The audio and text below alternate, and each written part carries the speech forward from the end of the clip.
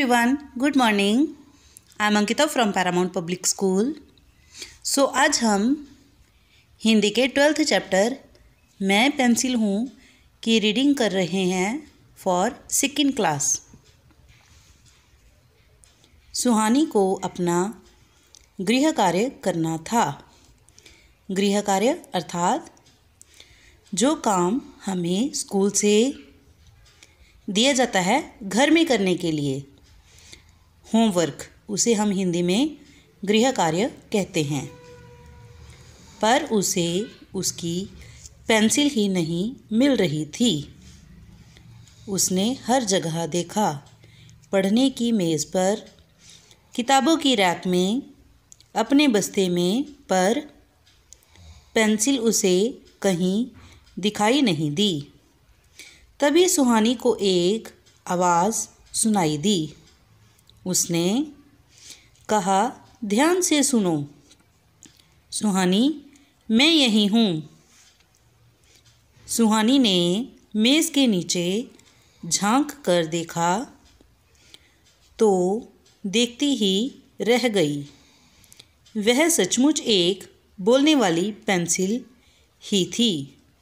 Pencil को बोलता देख सुहानी कुछ डर गई। तो क्या हुआ? जब सुहानी ने अपना गृह कार्य करना था तो उसने पेंसिल ढूंढी, पर उसे उसकी पेंसिल नहीं मिली। पेंसिल कहाँ थी? ये देखो, मेज़ के नीचे। तो ये एक बोलने वाली पेंसिल थी जिसने कहा कि सुहानी मैं यहीं हूँ, लेकिन सुहानी उसे देखकर डर गई।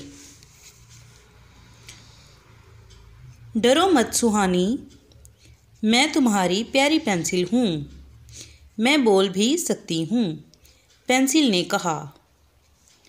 सुहानी ने पेंसिल को हाथ में उठा लिया। वह बोली, अगर तुम बोल सकती हो तो मुझे अपने बारे में और भी कुछ बताओ। तुम मेरे बारे में जानना चाहती हो तो अच्छा, तो सुनो। कहते हुए पेंसिल ने अपने बारे में बताना शुरू किया। मैं पेंसिल हूँ। मुझसे लिखना बहुत सरल है।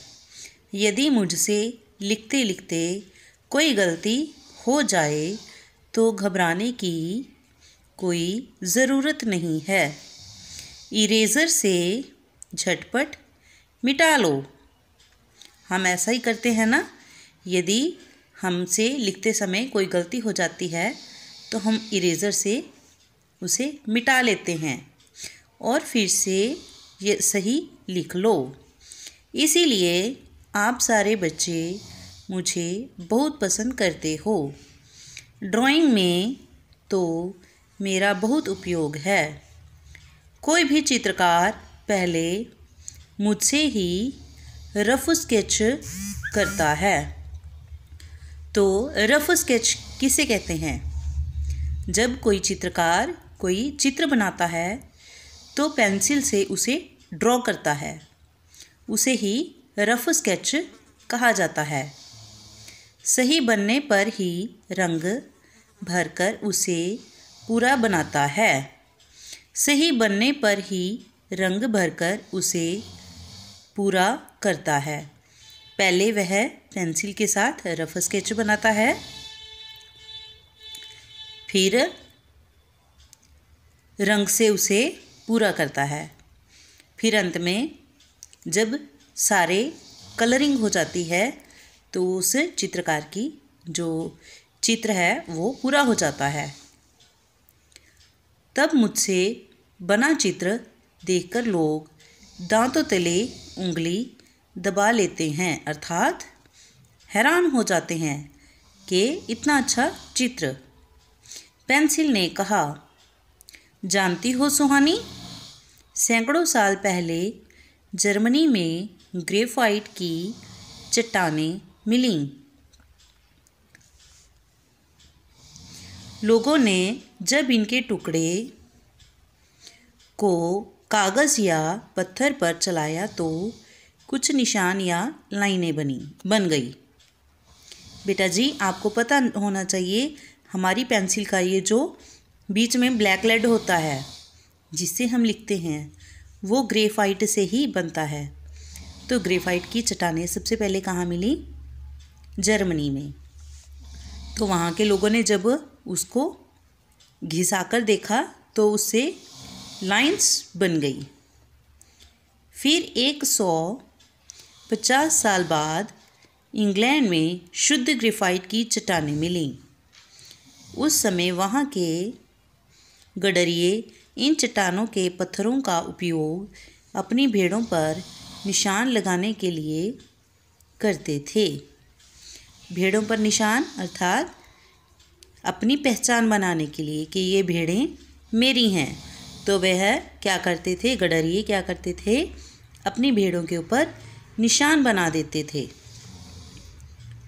पता है इन चट्टानों से मुझे बनाने का श्रेय किसे जाता है?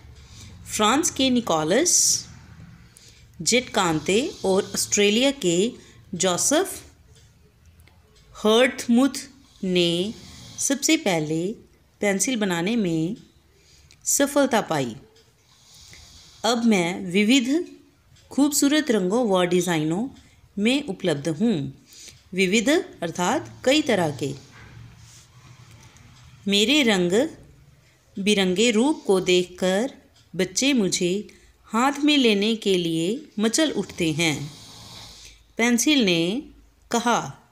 पेंसिल की कहानी पेंसिल के ही मुंह से सुनकर सुहानी खुशी से झूम उठी। उसने अपनी प्यारी पेंसिल को प्यार से चूमा और मुस्कुराते हुए उससे अपनी कॉपी पर लिखने लगी।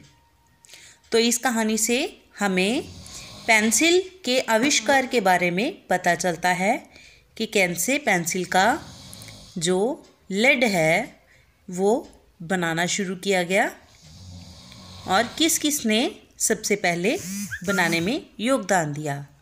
आई होप कि यह लेसन आपको अच्छा लगा होगा। Thank you. Have a nice day.